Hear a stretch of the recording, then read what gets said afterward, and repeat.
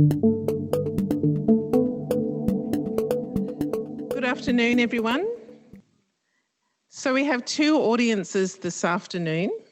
We have the live stream audience of several hundred and the in-person audience who are a continuation of a session that we've already had going since 9 a.m. So welcome back and welcome. So this afternoon we have a very dynamic in-conversation promised ahead of us. In order to commence and help clear the ground for that important, thoughtful, dynamic interaction, on behalf of the people assembled in the room, I would like to acknowledge the traditional owners of the land upon which we gather, and also encourage those who are joining us this afternoon from other nations, other First Nations, possibly other nation states, to similarly take pause to acknowledge the ground upon which they are joining us. So this afternoon, the in-conversation is between Professor Bronwyn Fredericks and Dr Debbie Bargallie. I will take a few minutes to share your biographies, if you're comfortable with that. Just a little bit of that bit. So I'll start with Professor Bronwyn Fredericks. Professor Fredericks has over 30 years of experience working in and with the tertiary sector, state and federal governments, and Aboriginal and Torres Strait Islander community-based organisations. Prior to joining the University of Queensland, Bronwyn was Professor and Pro-Vice-Chancellor Indigenous Engagement at the Central Queensland University. Bronwyn was also Chairperson of the CQU Academic Board and BHP Billiton Mitsubishi Alliance Chair in Indigenous Engagement. Bronwyn led CQU's Reconciliation Action Plan process and the Office of Indigenous Engagement Change Proposal. Initiatives which focused on realigning functions and activities to maximise resources provided for Indigenous education and support. In 2017, Professor Fredericks was appointed as one of two commissioners with the Queensland Productivity Commission and was the presiding commissioner leading the inquiry into service provision in discrete and remote Aboriginal and Torres Strait Islander communities. In 2019, Bronwyn was a commissioner with the inquiry into imprisonment and recidivism, and in 2018, a commissioner with the inquiry into manufacturing in Queensland. Bronwyn is a member of the Australian Institute of Aboriginal and Torres Strait Islander Studies, a member of the IATSIS Research Advisory Committee, a member of the Beyond Blue National Research Advisory Committee, a representative of the National Aboriginal and Torres Strait Islander Higher Education Consortium, NATSIAC, representative for Universities Australia, a judge for Queensland's Australian of the Year Award, and on numerous other Queensland and national annual awards committees, as well as being a member of the Australian Research Council's College of Experts. Bronwyn has been and is a recipient of research awards and fellowships, including both Endeavour and NHMRC awards, and in recognition of her research, Bronwyn received the inaugural 2019 Public Health Award in Indigenous Health. And today, of course, Professor Fredericks joins us at the University of Queensland St Lucia campus in her role as Pro-Vice-Chancellor Indigenous Engagement. Now, I'll break a little with tradition and seek some applause at that point because that's an incredible biography.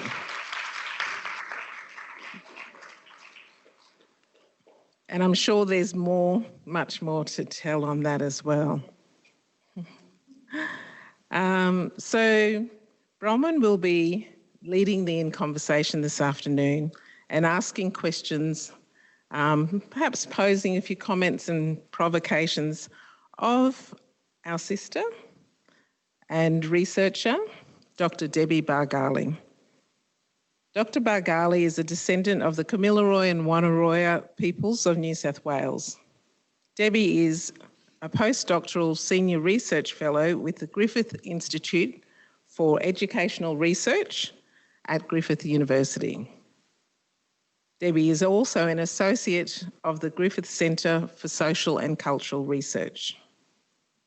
Debbie holds a Doctor of Philosophy from the Queensland University of Technology and researches on race and racism. Debbie also holds a Bachelor of Science and a Master of Social Policy and Planning.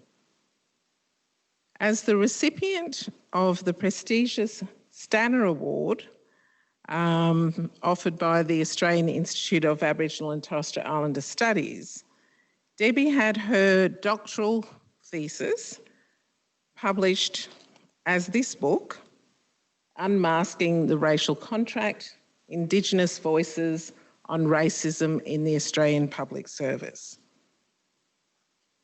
Dr Bargallie's postdoctoral research focuses on fostering critical racial literacy as anti-racist praxis in Australian institutions to enhance understandings of race, racism and power.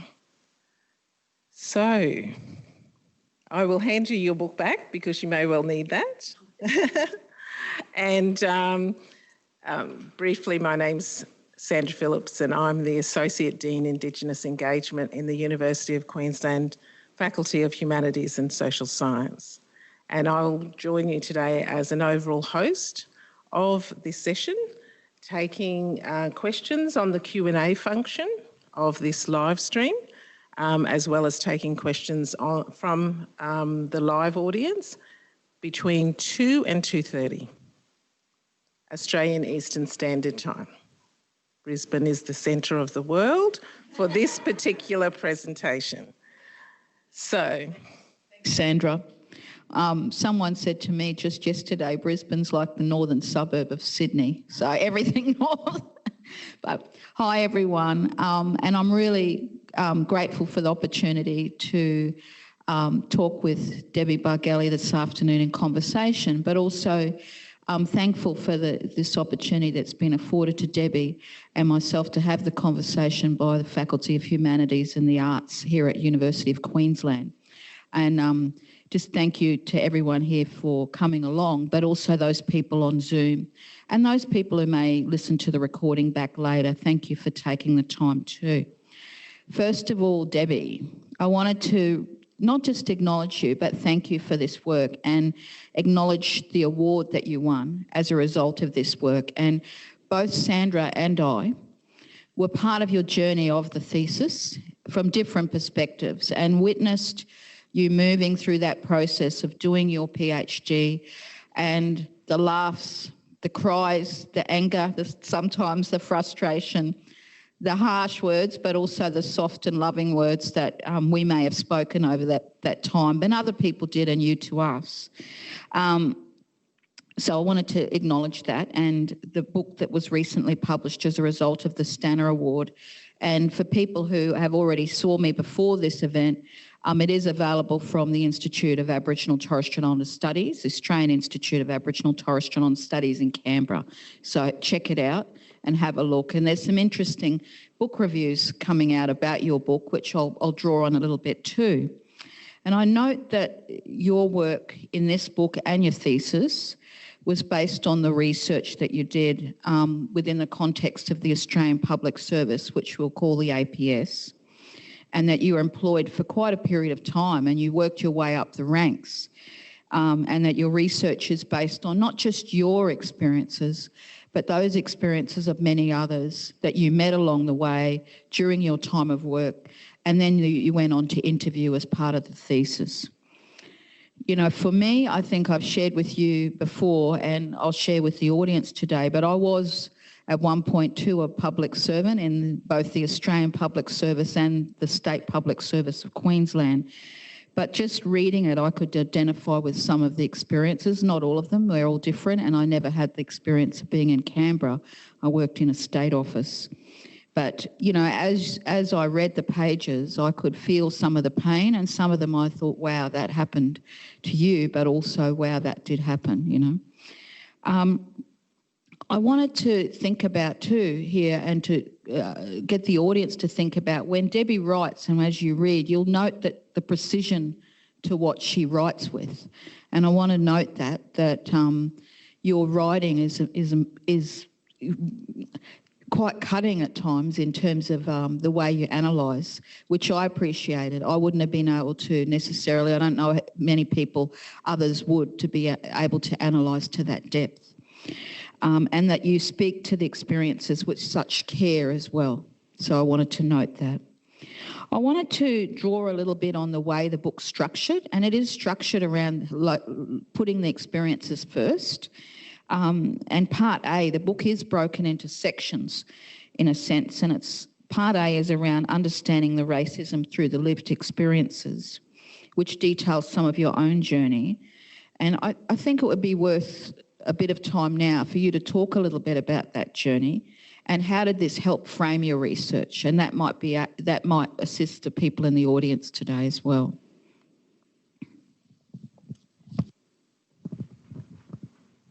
I'm on. First of all, I'd like to thank Sandra for the invitation to speak here today, and also Bronwyn, thank you for your kind words.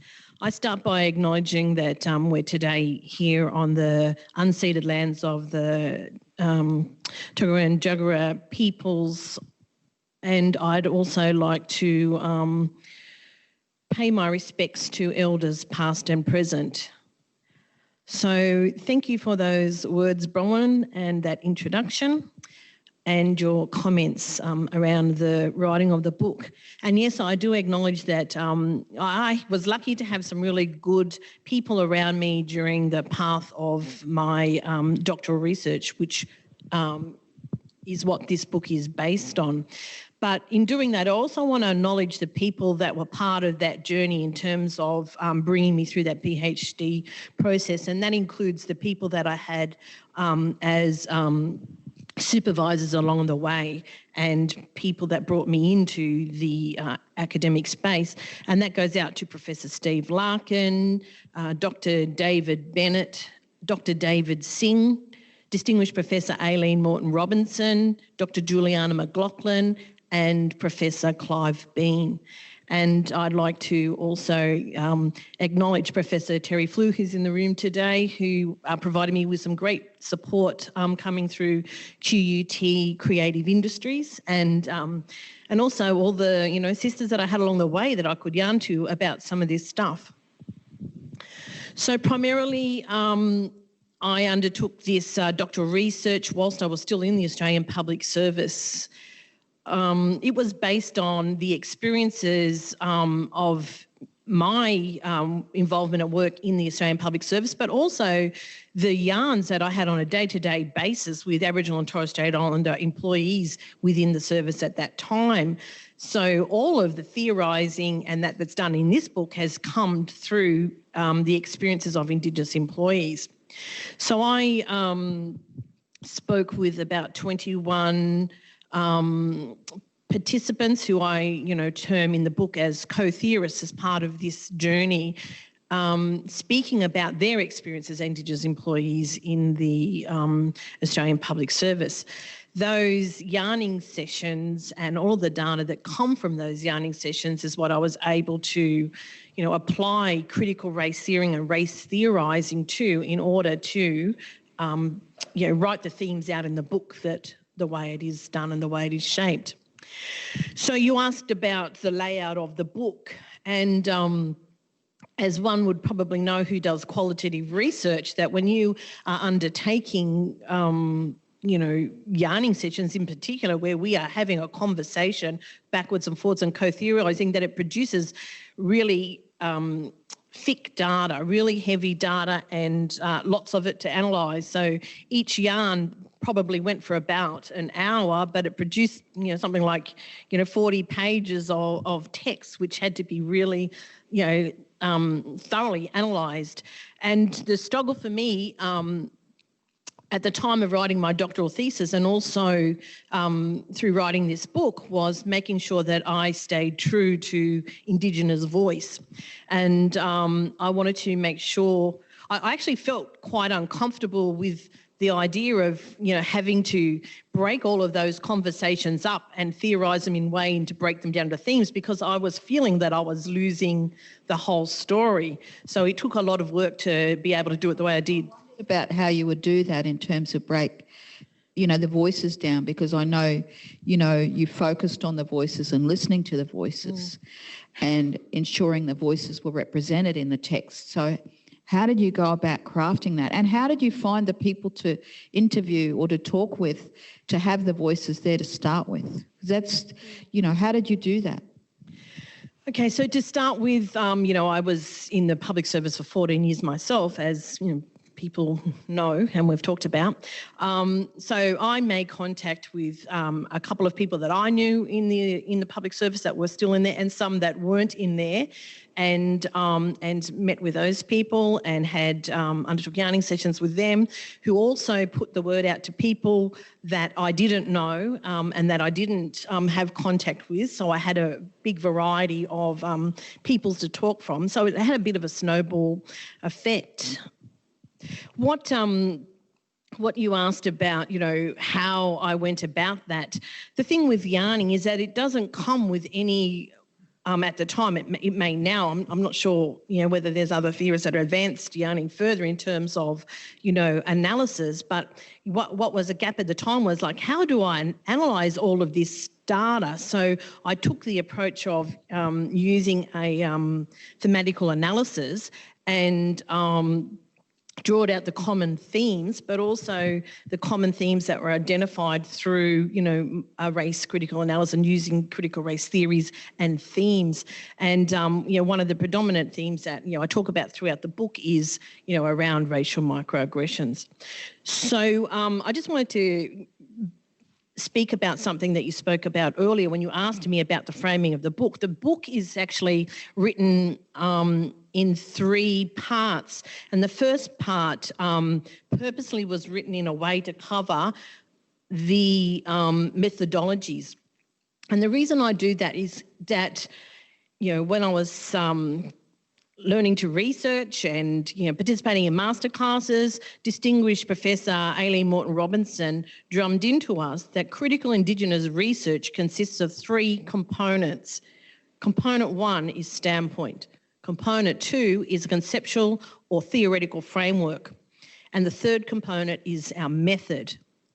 Now, we don't see enough books coming out that actually explain how to operationalise research methodologies. So I wanted to present this book in a way that it would not only privilege Indigenous voices, it privileges critical Indigenous research and, furthers, distinguished Professor Morton-Robinson's work around that, but also privileges the work of Professor Lester Iribina-Rigney in terms of Indigenous research methodology and his core 3 principles of Indigenous research methodology. So ethically, it's framed that way.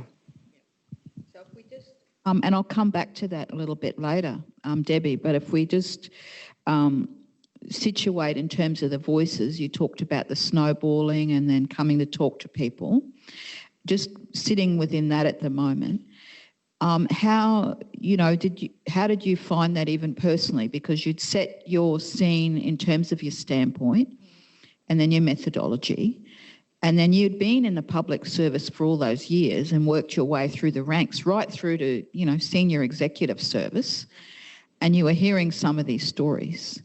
So how did you find that? And then how did you think about that in terms of the methodology, reflecting back on it?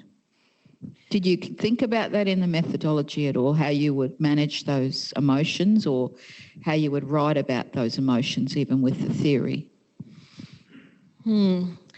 So in terms of the way this played out and the way these yarning sessions played out. I mean, I approached this research from the position of a situated knower. So I knew what I was getting into and I'd had those experiences. And as I said, I'd had those conversations, with public servants for a long time. So, it wasn't a shock to me what was coming out. But what those conversations do is awaken in you this feeling and this anxiety and this reality of what you've been through. And particularly for me, I mean, I had a pretty rocky road in the public service. I mean, I was tainted as, angry and, outspoken, and, I was what was I called? I mean, I was told, you can catch more flies with honey than vinegar. Everything about me was wrong. The way I spoke, I was wrong. They told me, oh, yeah, you're like a little gem. We just need to polish those rough edges. And, and it's not like, I didn't come to the public service and I didn't contribute anything in terms of, qualification and skill in there as well. I mean, as Sandra mentioned, I had a Bachelor of Social Science, a Master of Social Policy and Planning, and brought those things along the way. But so did many of the people that I was working with in the service. So during those yarning processes, it was a range of emotion. And, there was people who were angry, really angry, who were still in there, and people who were angry that were left. And there was people who were sad. There was all sorts of emotions. It was really, it was hard. And when you ask how I process it, a couple of times a group of us would all get together afterwards and yarn and debrief it, later. And then sometimes I just had to go back to that hotel room and be alone because it was just so intense. And I know that after, the final yarning session, I had to fly over to Adelaide to a conference. I think it was a cruiser event or something, and I had no voice. I couldn't speak because my voice was just so worn out from that conversation. So those conversations were so detailed and so in-depth. Physically took toll on yourself too. Absolutely. Yeah. Mm. So in that experience of you undertaking that process, and we think about you've talked about your standpoint as an Indigenous researcher and the methodology. How do you think all of that contributed then to you doing it as an Indigenous woman versus a non-Indigenous person if they tried to undertake that work? Because I want to draw out here, we talk about the strengths of Indigenous researchers working with Indigenous people and what that adds and the value that adds and why it's a necessity. But what did you find? What do you think perhaps you gained from that non-Indigenous researcher wouldn't or have no hope to do? I don't know if I want to go too far to say they've got no hope to do because by now they've been doing enough research within Indigenous research space that they should know better. But, I would go to the point to saying that these days there's no reason that Indigenous research should be done without being Indigenous-led or Indigenous-centred or, in a collaborative way with Indigenous peoples.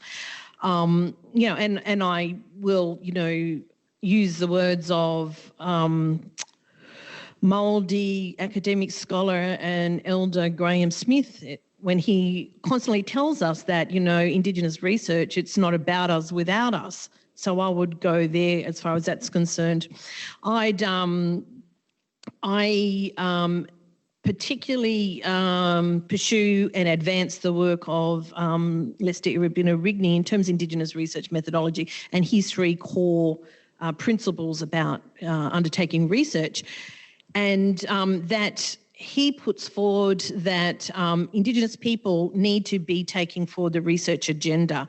That's a political integrity, and that we need to be able to identify those research agendas and be located and work them out politically ourselves. And there is a place for Indigenous researchers, but that needs to be coming along with us. But we are taking the lead and leading the way in those spaces. Mm. Yeah, thanks, Deb. And talking about Irabina's work, or Lester Irabina-Rigney's work, and others in that standpoint, You also applied critical race theory and a range of writers, and notably in terms of the Australian scholarship is distinguished Professor Aileen Morton-Robinson, and there's been others that you've drawn on. I want you to talk about how you situate situate your work within that, or that within the work, to make the work happen and to unfold, because you very clearly situate your work within race. Yeah. So we need to differentiate too, is that like critical race theory, I don't use as a totally standalone theory, and critical race theory come and emerged out of, critical legal studies in the USA. That being said, it has advanced, around the world. It's been picked up in other disciplines, and other areas such as, tribal crit and heb crit and dis crit and queer crit have all worked to advance critical race theories to work for research that's on particular groups. I particularly stick to a traditional form of critical race theory, and I don't see critical race theory as a theory that stands alone in and of itself. I mentioned earlier today when we were talking that, Kimberly Crenshaw, when she coined the term critical race theory back in around about 1987, she said she just come up with the name critical race theory. It didn't have anything particularly applied to that. So I locate myself as a critical race theorist who uses race critical theories to support that. And in doing that, I use other theories such as racial contract theory by Charles Mills, such as Everyday Racism by Philomena Essed, and racial microaggressions. And in the Australian context, I utilise the work of distinguished Professor Aileen Morton-Robinson in terms of white possessive logic and theory around white possession. How do you go when people say, did you break it down to gender specifically, or did you look at disability? And you've talked about, the different groups, but how did you go when people may have asked you questions or had wonders about how did it play out? Age, for example, even. So, I've been asked that, a number of times, why didn't you consider, women, or why haven't you used intersectionality? And my response is that I purposely did not use intersectionality. I purposely centred race as a category of analysis because I believe that race is what's required to analyse the experiences of racism and the way, Australia works as a racial state. I also, centre race because that work's not done enough here in Australia. And, there's no race studies in Australia, and that's largely problematic. Now, we see there's a lot more preference in Australia to use gender and class and culture over using race. So I purposely use race. That being said, intersectionality is a core tenet that is used within critical race theory. But I followed racial contract theory, and I followed Mills, and Mills centres race, and that's where I'm at. I centre race. But I will also eventually, when I have more research funding, go back into my data and apply an intersectionality lens and see what comes out of that data. Interesting to see that, Deb, too, to see different layers and how it might interplay with different, analysis around that. And often, I totally agree with you, often, when we see things with just a gender lens applied first, it plays out very poorly in regards to race and racism. And race is not addressed enough. And we hear that constantly, how we don't see race studies taught in Australia. And I know Professor Morton-Robinson had been raising that for years as well. Absolutely. And ACRAWSA, the Association for Critical Race and Whiteness Studies in Australia. If we move now on to those voices of the racism and look at the stories about the racism and what you heard about racism, that's what I'd like to turn to now. And at times, you know, as I said earlier, when I was reading your work, I felt some of it was, you know, quite jarring. It was quite heartbreaking to hear the story, and you've talked about that. I want to hear, you know, some of those stories so that people in the audience can understand some of the experiences that Aboriginal and Torres Strait Islander people who are employed in the Australian Public Service experience, and things that you did group into the themes, like that they were so common that you did the thematic analysis to group the commonalities. Yeah, that's a big question. So within the book, I cover that in 4 chapters. It's because I predominantly wanted to privilege those voices and make those voices be heard. And also in the book, I provide 2 a little more detailed portraits of Indigenous employees. But in terms of the voices, I mean, it's hard to know where to start. You know, a common theme was this denial of indigeneity, where people felt that they were denied their indigeneity or had to leave their indigeneity at the door when they were working or, you know, attending meetings or something like that. There was also this ideology or this idea around what I call being pigeonholed and racially silenced by employees stating that they were often placed in Indigenous specific program areas and didn't, whether they chose to or not, and didn't feel that they were thought to benefit or anything that they could provide could benefit working in mainstream areas. And, I also had participants that, felt that they were pathologised based on, being Aboriginal, that Indigenous was seen to be a deficit. Particularly some of the people that come across from ATSIC, when the media was so bad around, the ATSIC closure in the old days, the media was so bad that, that made people feel that, look as if they were a deviant before they even got to those mainstream departments.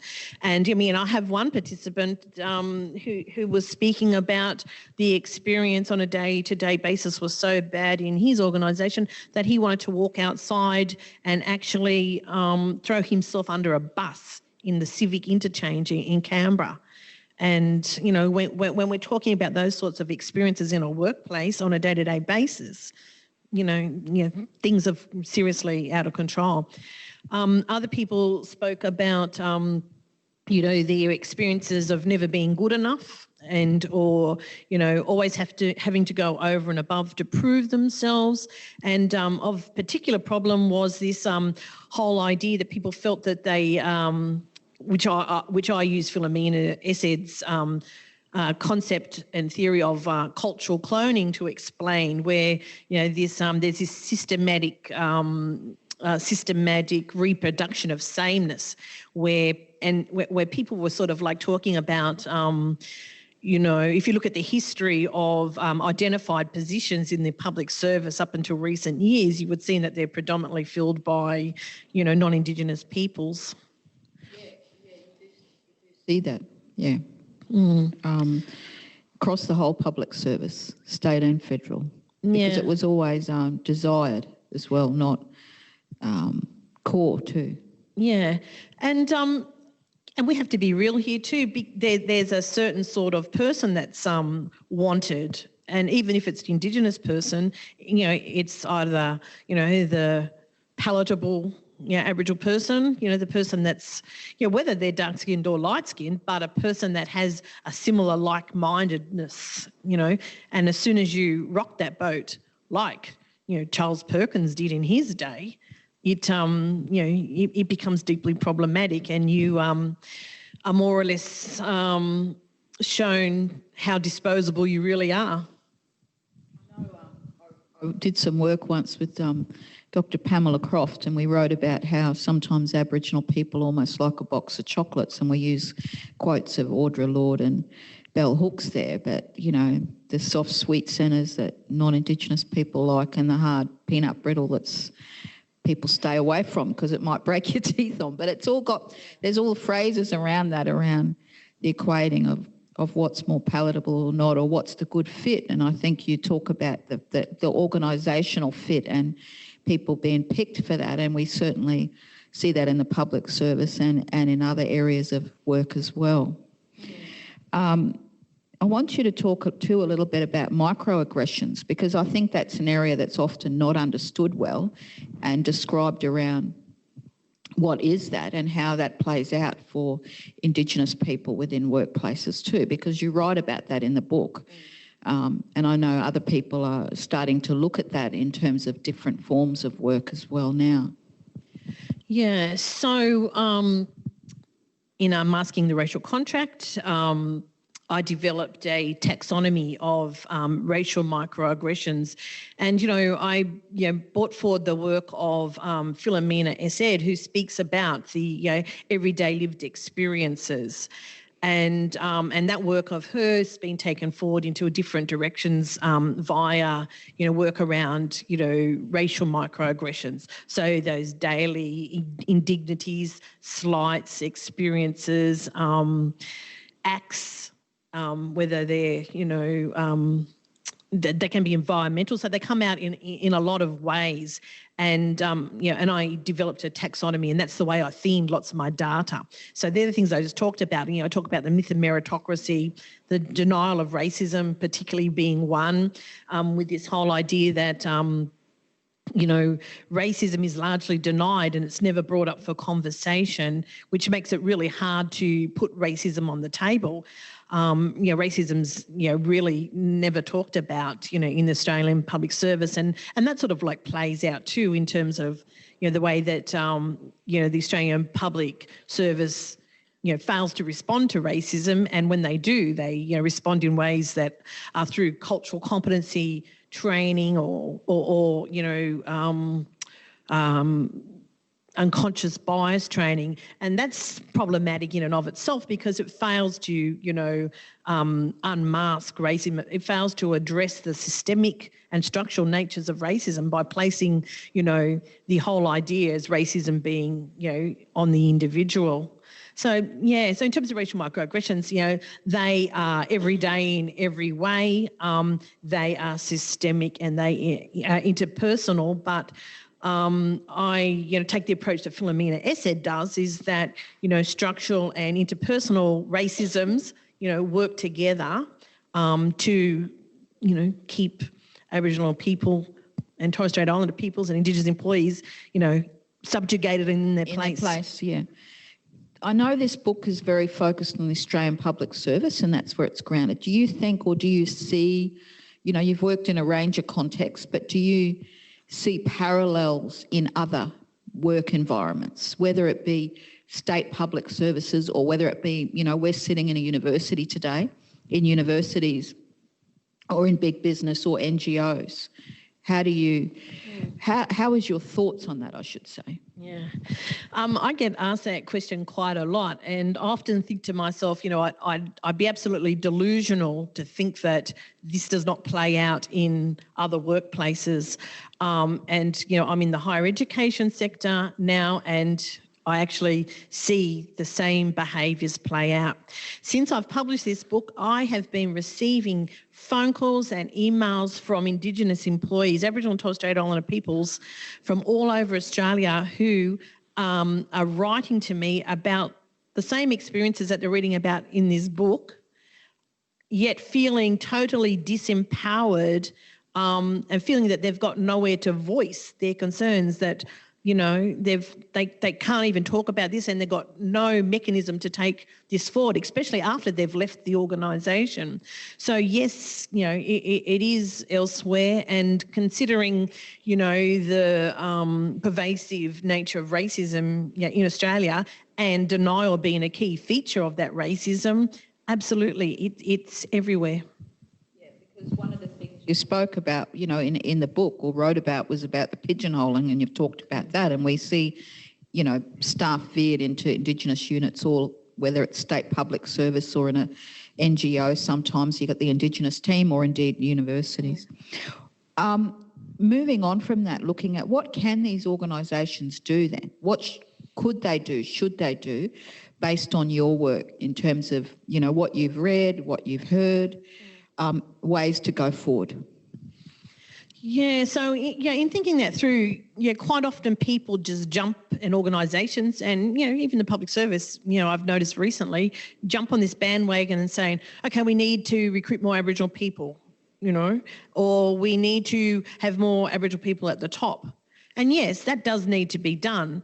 But the point, doing that without any structural change to that organisation that addresses systemic racism, that actively deals with that, where managers aren't complicit in this racism on a day-to-day basis. That, as I've seen, Lester Irabini-Rigney, write recently, I think it was in a Twitter post, is that, this is not about, add an Aborigine and stir. It's not going to work that way. So we have some real structural problems in organisations. In the book, I actually just come up with a couple of things towards the end. I'm just trying to draw them, from my head while I'm speaking now. But I sort of tried to advance a recommendation put forward by Dr. Auntie Mary Graham in talking about an Aboriginalising of the public service.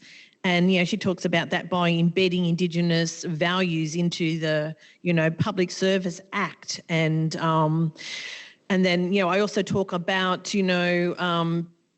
pursuing an agenda which, in the public service is policy and programs are more Indigenous-led and Indigenous-centred. So, types of approaches that go to structural change. But what's also needed is breaking the silence on racism. And, that's a real concern.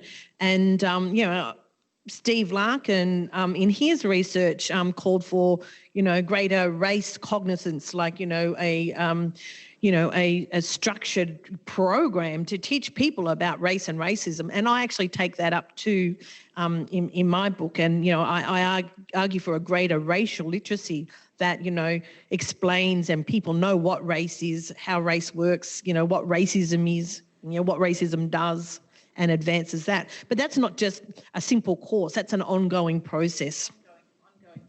Yeah, as you explain in the book, and why cross-cultural training, cultural competency training, and I know that for many workplaces have that. And you and I have worked together on that too, and had our own experiences where people tried to remove any kind of discussion of race out of that training. So you think even with trying to implement change, even if it's trying to be systemic change, small changes, that resistance is still going to be there?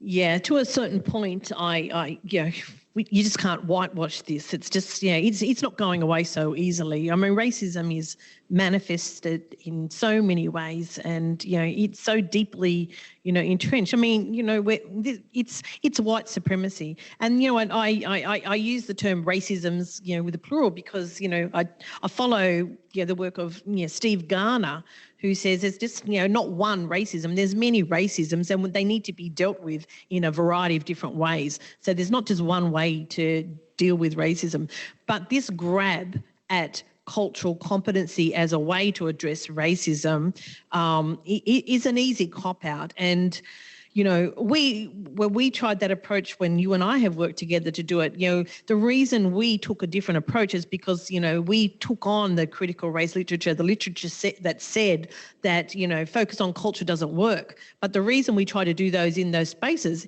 is because that's where the money is attached to. The money is attached to cultural competency training. So we try to swing it and make it centre race and racism. But like everything, when we try to do race and racism, there's a backlash. And it come back to bite us. Well, it come back to bite us in a way that, that actual program was, diminished to be in a 1 or 2 hour program or something. Yeah. So do you think when employees who you interviewed as well, if they try to do things even in a small way, they may experience some of that backlash as well? Yeah, absolutely. And, you know, I mean, I talk about that in the book quite a bit, where, you know, Indigenous employees, you know, if they step out of the box or go too far, or, you know, put race on the agenda or bring up racism or try to do something that's not, you know, appealing, there is a form of backlash. And that backlash comes in a number of ways. It can be being excluded from meetings, not being part of any decision-making processes, you know, not being selected to participate in certain training. Yeah, there's a number of ways that, we cop a form of backlash when we step out of the box. People here in the audience or on the Zoom today, if they could do 5 main things tomorrow that would start to make some change, what could they be, Deb? Gee. Could be individual, could be in their workplace, but look, 5 things. Thinking some are Indigenous, some are non-Indigenous, but 5 main things. Do you know what? I'm not going to put it on individuals per se, because racism is much more than an individual person.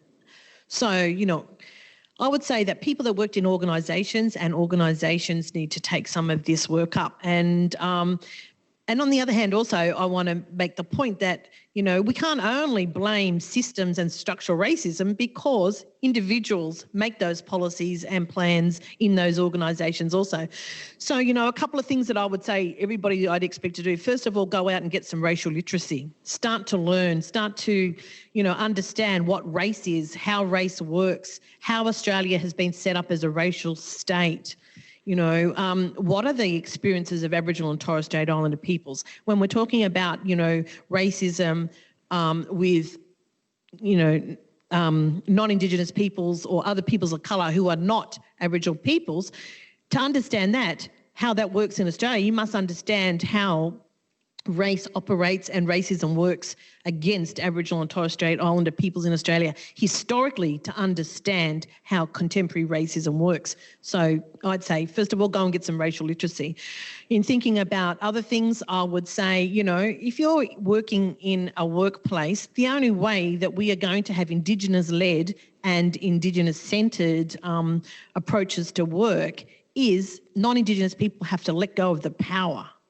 They have to be able to step back, let go of those, you know, advantages that they get but may not see or may not believe that they get, and take a step back. And so, yeah, there's some of the things about, you know, taking responsibility for learning, not blaming everybody else, not blaming the system only when you participate in the system. I would say that, but I also would ask everybody to take a good deep look about how complicit you are in perpetuating racism. And it's not good enough to say, you know, I'm an anti-racist because I'm not racist. Being an anti-racist is not about just saying that you're not racist. It's about praxis. It's about being an anti-racist and practicing anti-racist behaviours and anti-racism in a day-to-day basis. So, yeah, pragmatic action, that's what's required. So some real actions there from Dr Debbie Bargallie. So thank you, Deb, for discussing with me. Before we move back to Sandra for questions from the audience, I do want to draw people's attention to a video that features Debbie in another conversation with a UQ alumnus, Dr Jackie Huggins, AM, and that video is available on the AATSIS website, as well as the video of Debbie giving her speech for the Notable Stanner Award, and that speech was given last year. That speech is really excellent and goes through a whole lot of the information in quite some detail in terms of the standpoint and history and experiences as well. That is also on the AATSIS website. So just to repeat, AATSIS, the Australian Institute of Aboriginal and Torres Strait Islander Studies.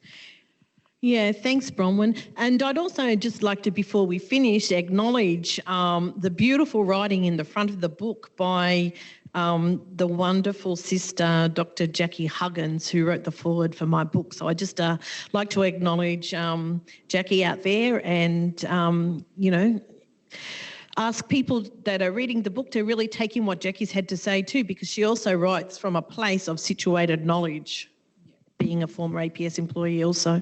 Yeah, and when we sort of talk around, I suppose that happens to you, Deb, but as you talk around now, you hear of all these stories of Aboriginal people and Torres Strait Islander people that have been in the Australian public service at some point, because many of us have commenced or worked early in our careers in the public servants. Thank you, Debbie, for joining me today in conversation and for sharing your important research and your book. Holding it up. I won't do a boomerang right now, but check it out and have a good read. Thank you.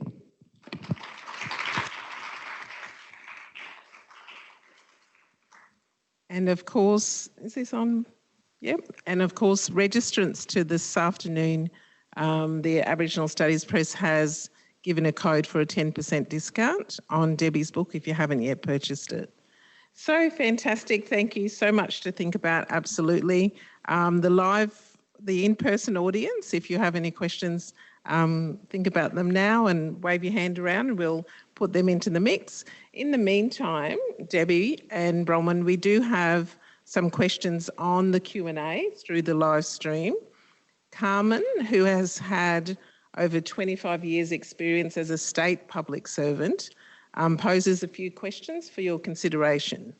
Firstly, you've touched on this a bit in Carmen's asked, do you think, this is your personal perspective on whether you think the APS is capable of systemic change in this regard? That's one.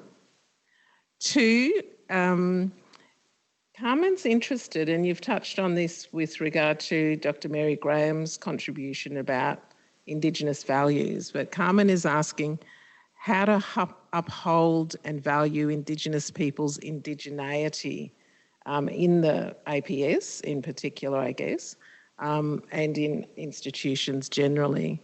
And what do you think needs to happen on those two fronts, like changing the incidences of racism, structural and interpersonal, and then perhaps a corollary approach of valuing indigeneity and what it brings from a strengths basis?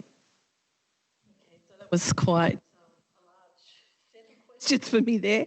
So the very first part, what was the first part of the question again about? Let's start though with valuing indigeneity. Okay, so yes, Auntie Mary Graham does speak about valuing indigeneity and speaking about what that might look like in terms of the public service.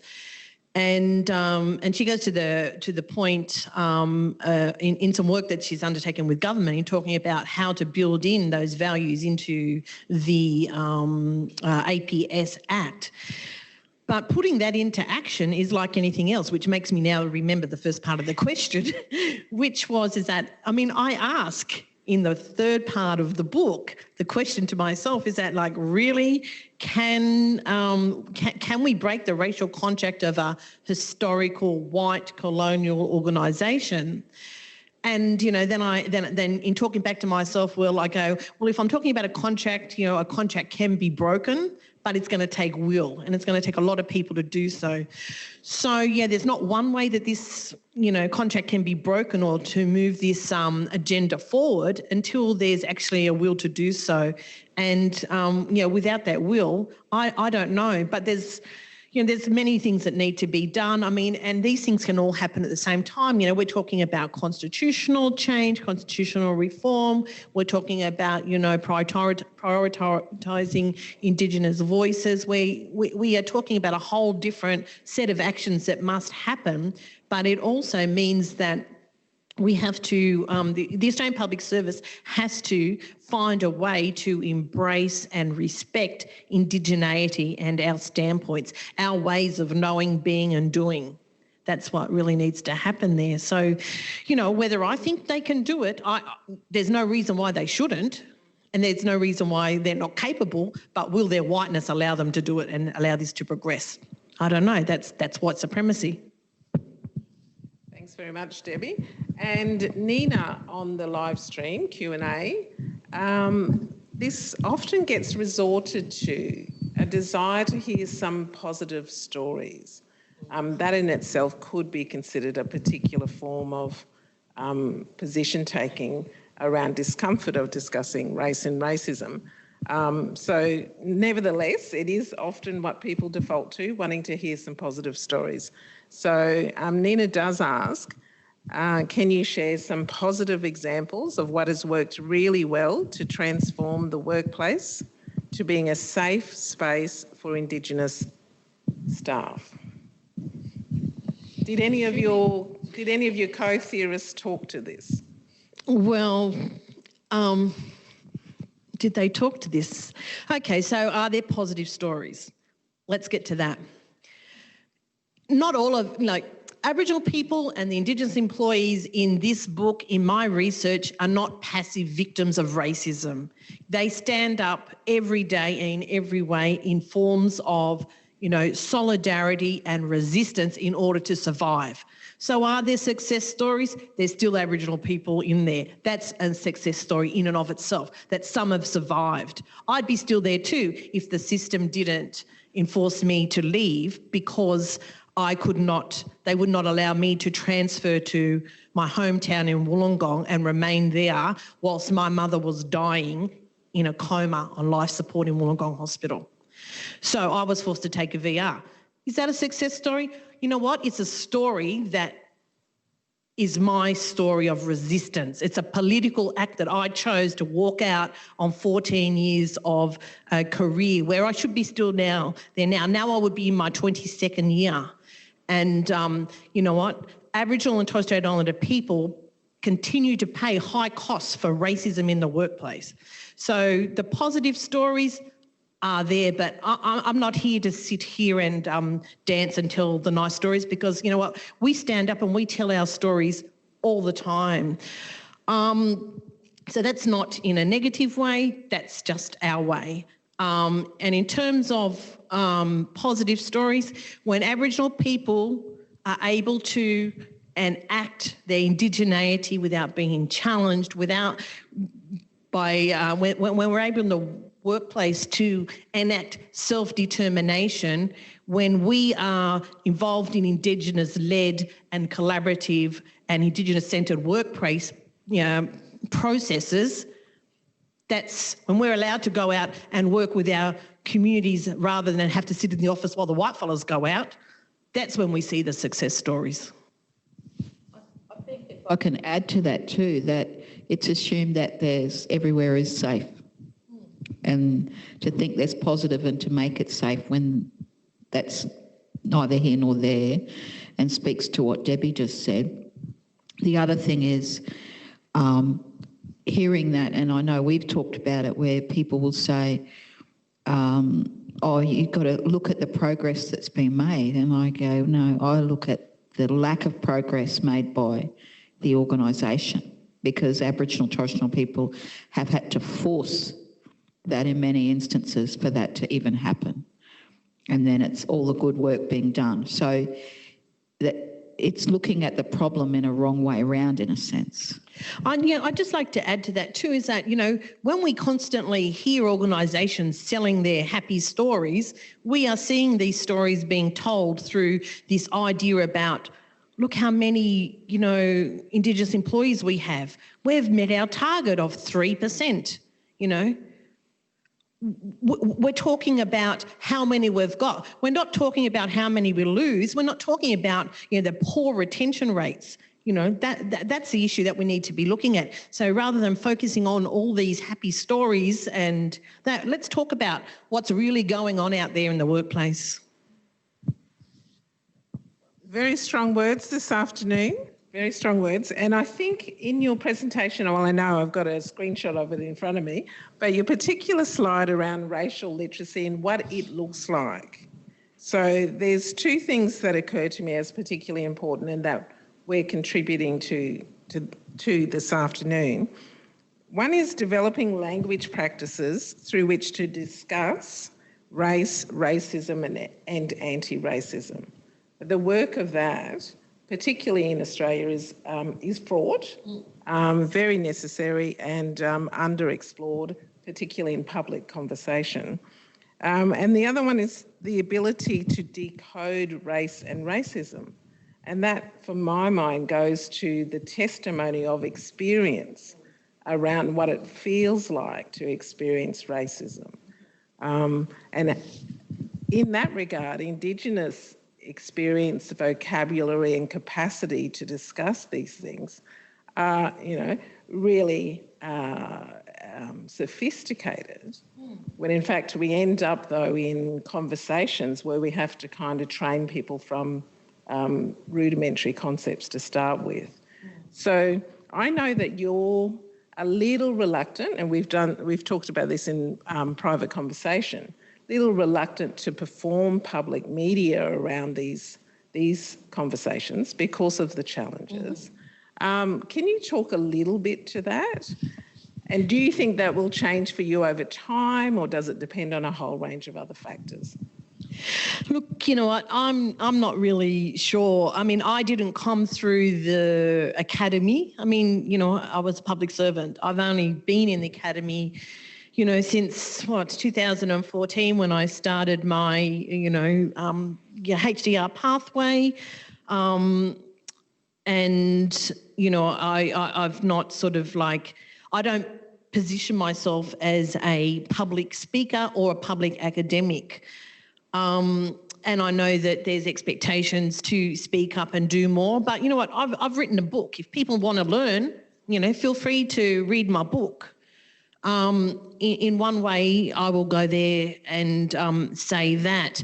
I do, present at, the odd conference or something like that when it's on my work. But, I don't feel confident to do media, and I don't speak on areas that are outside of my expertise. So that's where I'm at in that space. And there are plenty of people that have brilliant skills. There are plenty of Aboriginal and Torres Strait Islander people that are great speakers and great public speakers and are awesome public academics. But for me, I'm happy just to get along and do my work. And hopefully one day, I might get there. But I mean, I'm closer to retirement than not, so I don't know. And wonderful. We've got two more comments, actually a few more growing on Q&A as well, which is fantastic. Professor Tracy Bunder has a question. A microphone is being taken to her.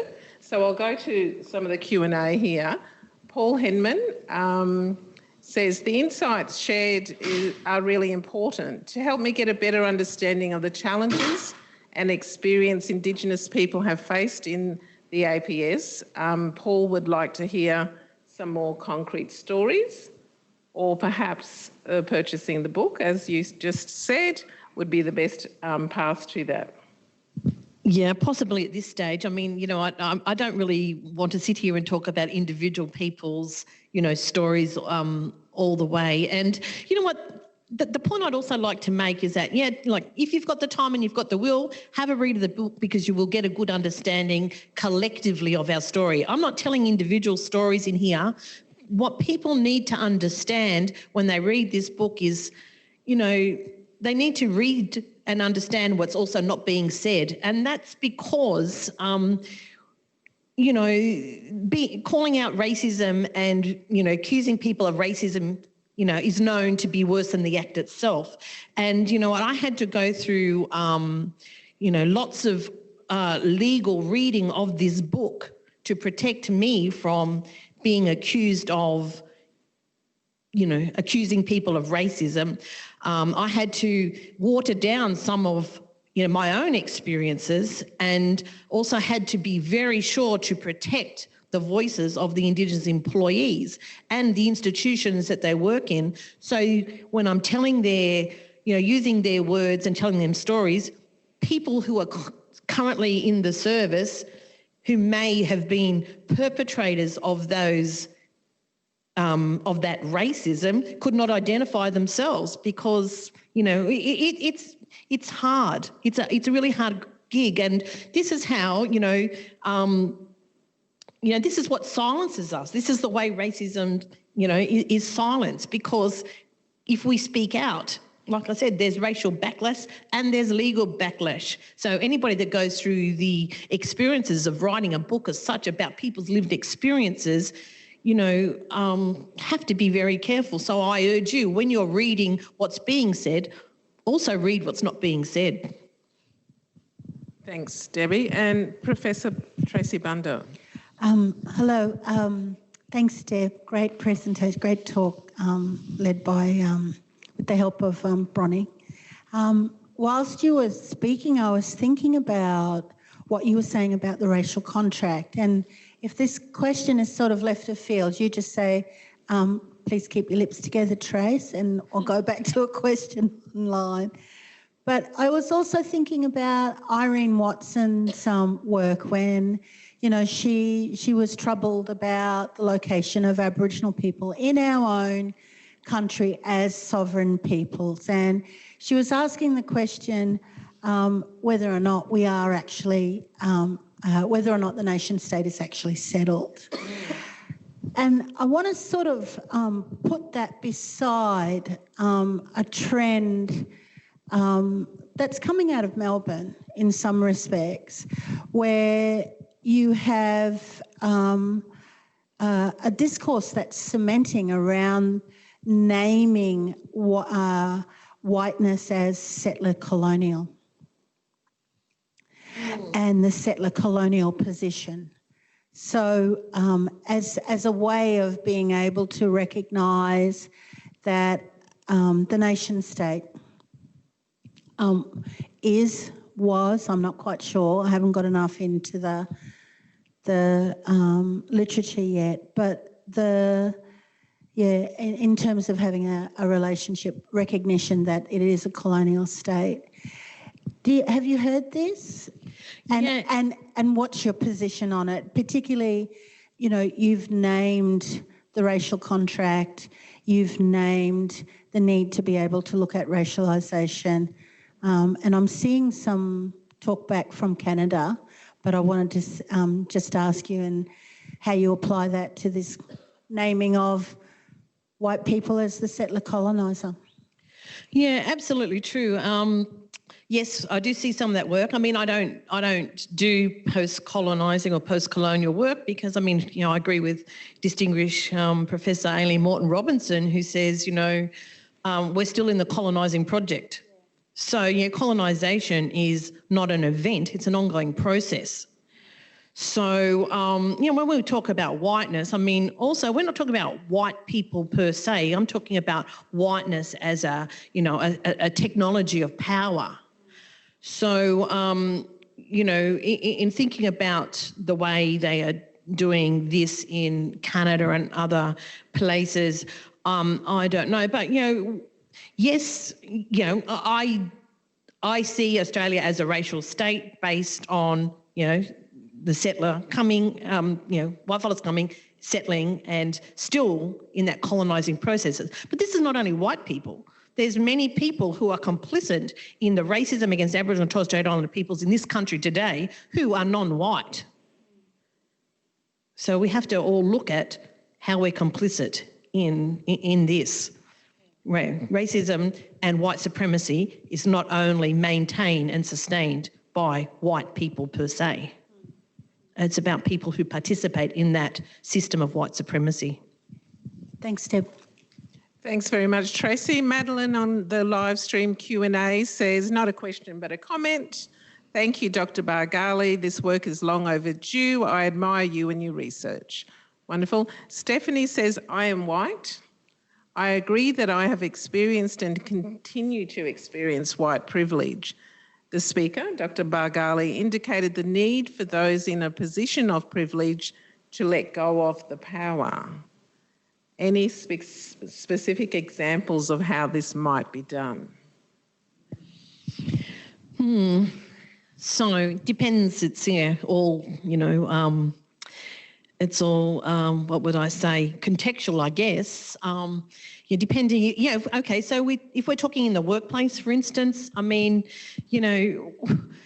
what's with this idea that non-Indigenous people think that they currently go for a process of stepping on the back of blacks, what is the term that we use, to or using Indigenous affairs as a way, as a stepping stone to progress their careers? You know, if you walk into an Aboriginal department in an organisation, and I mean, I talk about this in my book, and I'm calling it, I'm using Rothmeyer's work around, race cartels.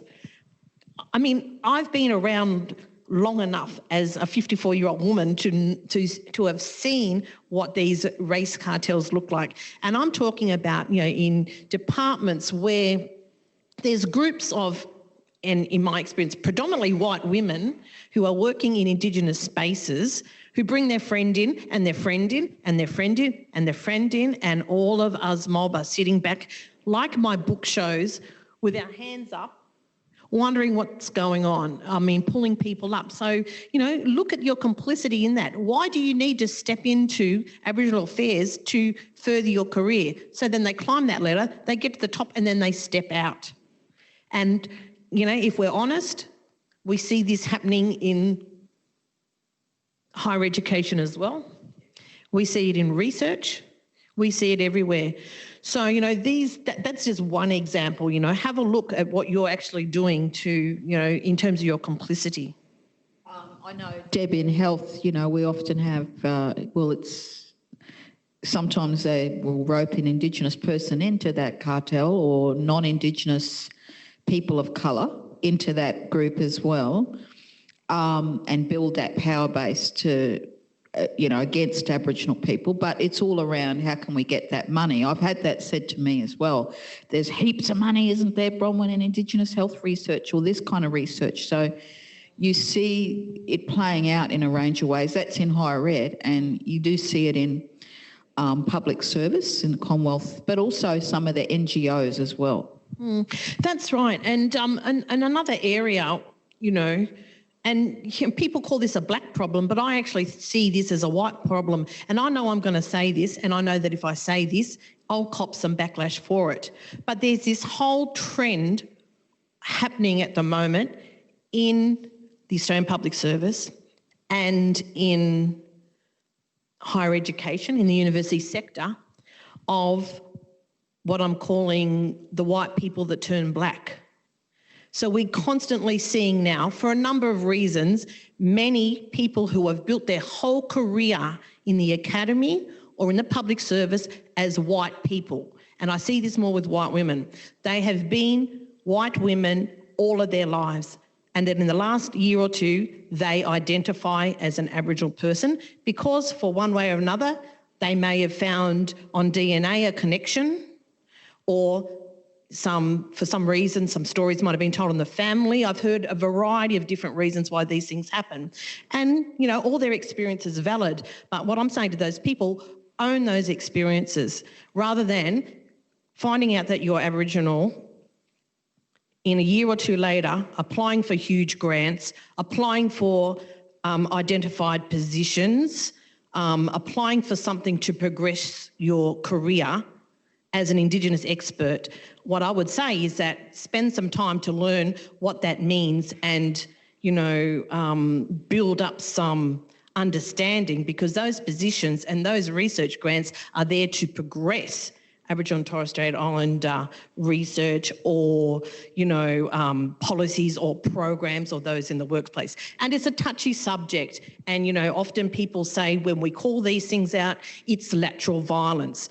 But it's not lateral violence for us to ask you to explain, what's your name, where you're from, who are your mob, as,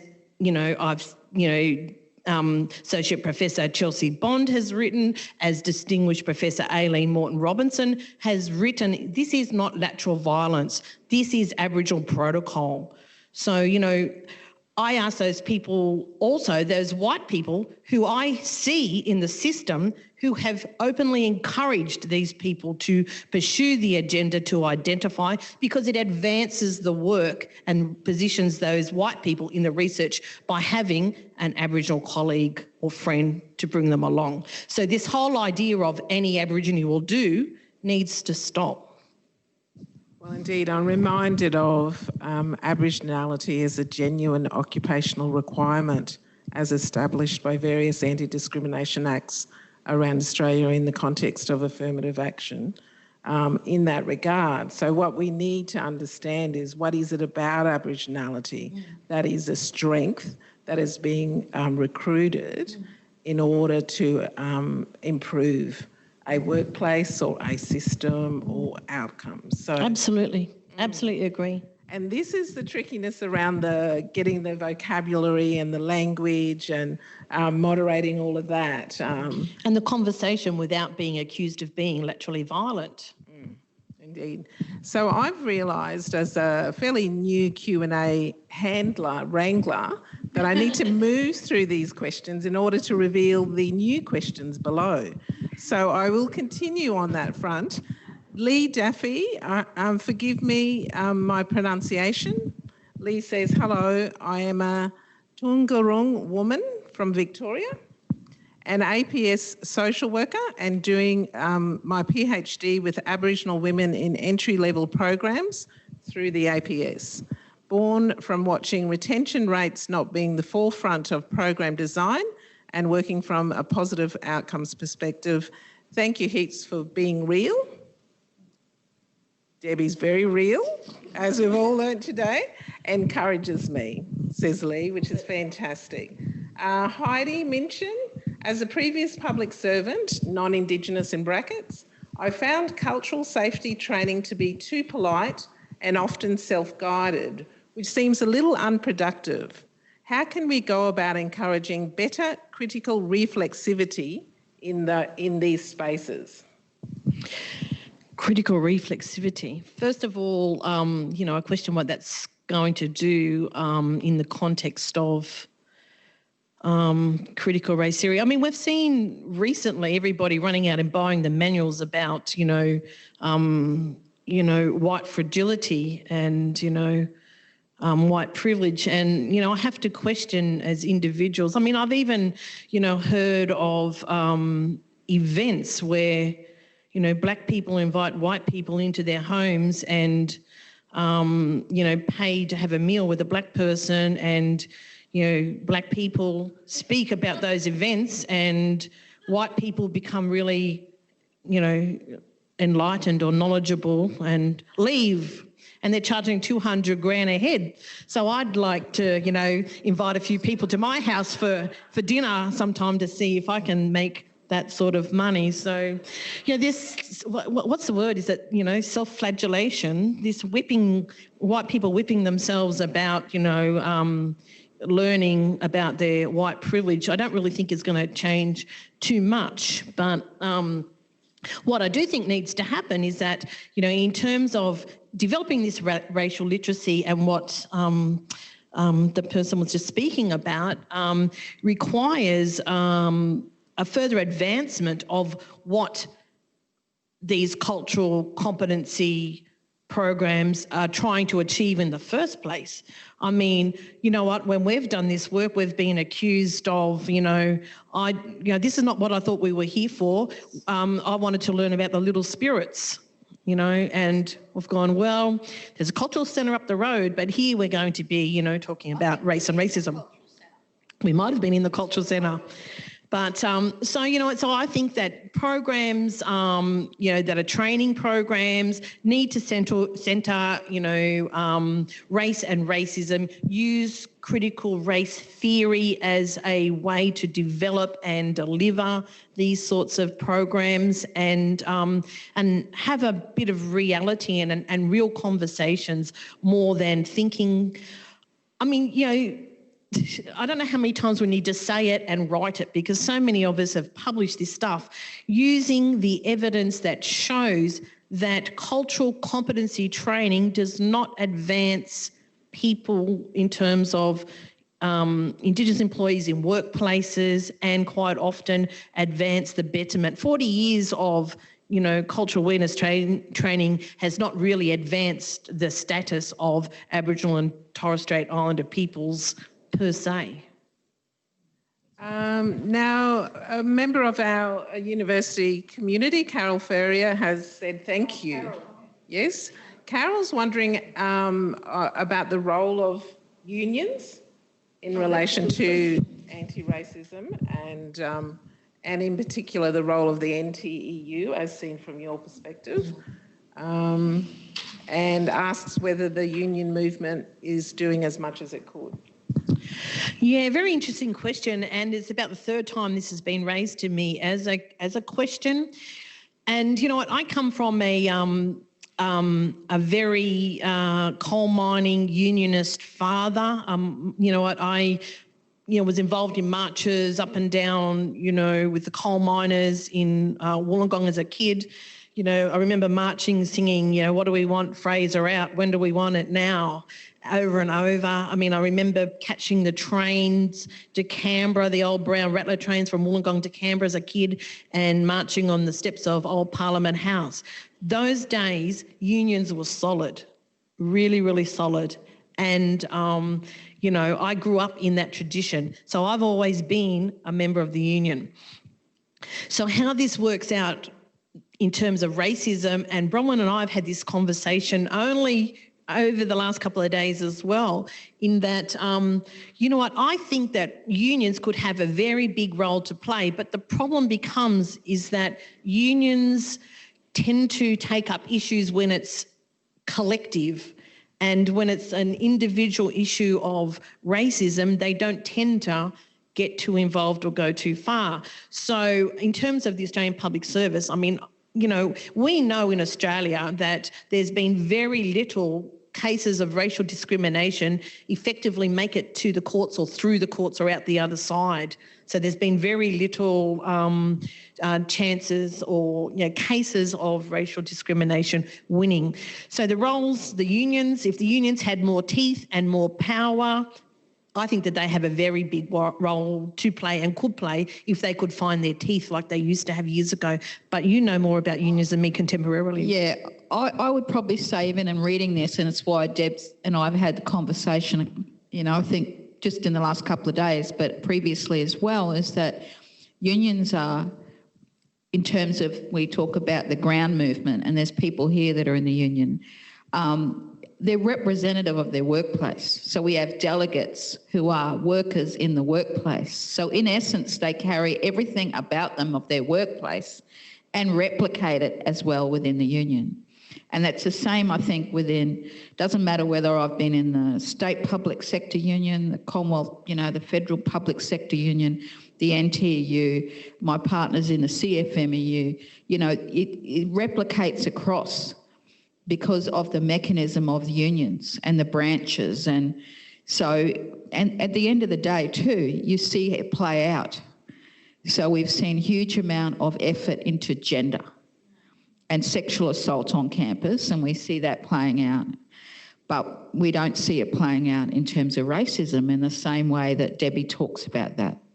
Aren't there more pressing issues? You just think about the Aboriginal people in the room and the Torres Strait people in the room if you raise an issue about workplace racism. So it's very hard. And sometimes we've got to say too that some of the agitation is happening from other Indigenous people in the workplace, and that's something that the union steers away from. So I'll just wrap up the remaining comments on Q&A. We may not have time to delve into this, and I know Charlene wants to say something as well. Heather asks about whether having racism as a subject in early years of schooling would help lessen it. I guess this goes to notions of racial literacy and how to inculcate that.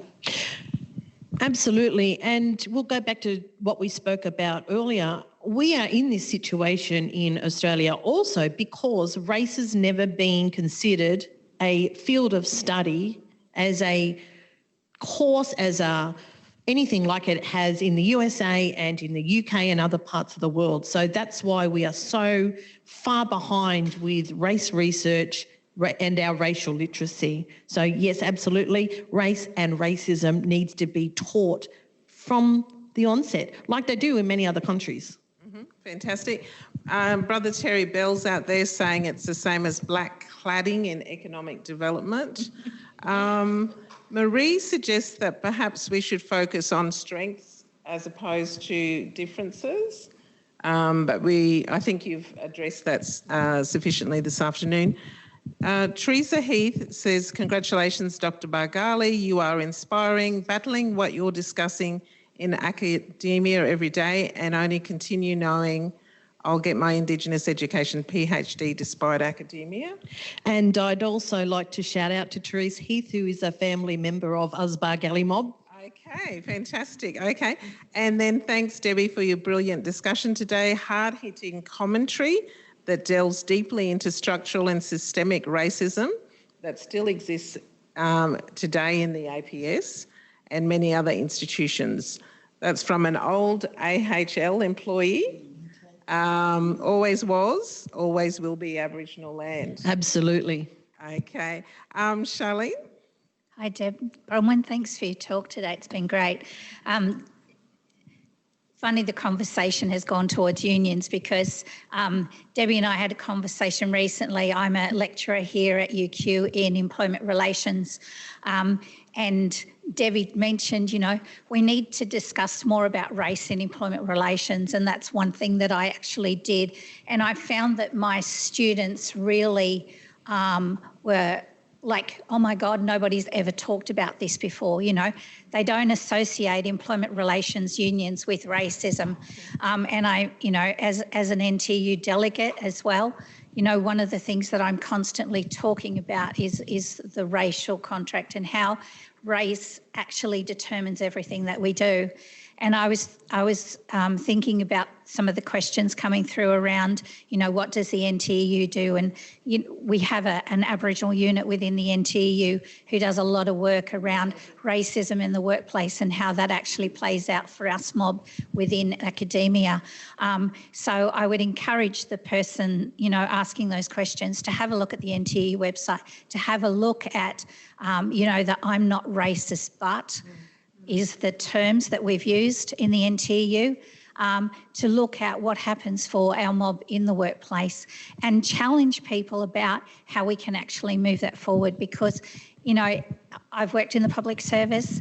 I don't know any black fella who probably hasn't, and the racism, it doesn't matter where we go, we get it, whether it's in public service, whether it's in academia, whether it's in the private sector, it's just always there.